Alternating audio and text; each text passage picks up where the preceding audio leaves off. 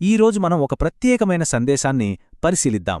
ఇది సుమారు 70 సంవత్సరాల క్రితం దేవదాసు అయ్యగారు లెంట్ కాలం సందర్భంగా అందించిన ఒక శక్తివంతమైన సందేశం.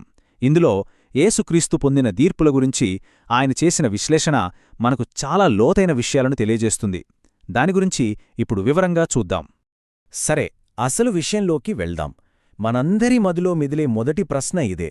ఆయన ఏ పాపమో చేయని వ్యక్తి కదా, మరి అలాంటప్పుడు ఆయన ఎందుకు తీర్పును ఎదుర్కోవాల్సి వచ్చింది? ఈ ప్రశ్నకు సమాధానమే ఈ మొత్తం సందేశానికి పునాది.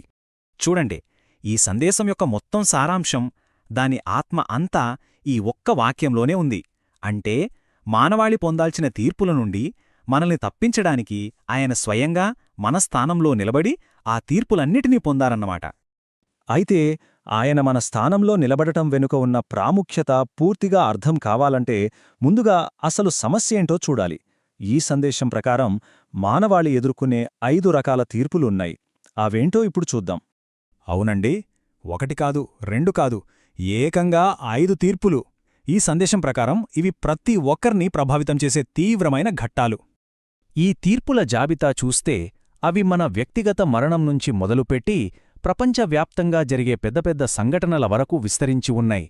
ప్రతిదీ ఒక ఆధ్యాత్మిక పరీక్షలాంటిది. సో అసలు పాయింటిదే. ఈ 5 రకాల తీర్పుల నుంచి మనల్ని కాపాడటానికే క్రీస్తు స్వయంగా ఆ విచారణకు నిలబడ్డారు. సమస్యకు పరిష్కారం ఆయన పొందిన తీర్పులోనే ఉంది. సరే, మరి పరిష్కారమేంటి? దానికోసం యేసుప్రభువు ఎదుర్కొన్న ఆ 2 న్యాయస్థానాల గురించి ఇప్పుడు చూద్దాం.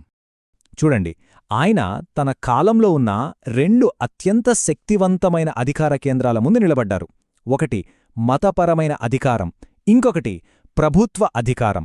ఎందుకంటే ఆయన సాక్ష్యం అందరికీ, అన్ని వ్యవస్థలకు చేరాలి.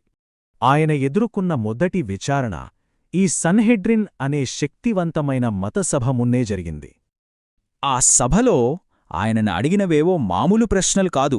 అవి చాలా సూటిగా, బలంగా ఆయన అస్తిత్వాన్నే, ఆయన అధికారాన్నే ప్రశ్నించాయి. ఆయన సమాధానం చూడండి, కేవలం ఒకే మాట, నీవన్నట్టే. ఈ ఒక్క మాటతో ఆయన తనపై వచ్చిన 2 ఆరోపణలను అంగీకరించారు. దాని పర్యవసానం మరణశిక్ష అని తెలిసినప్పటికీ. అంతేకాదండోయ్, ఆయన అక్కడితో ఆగలేదు.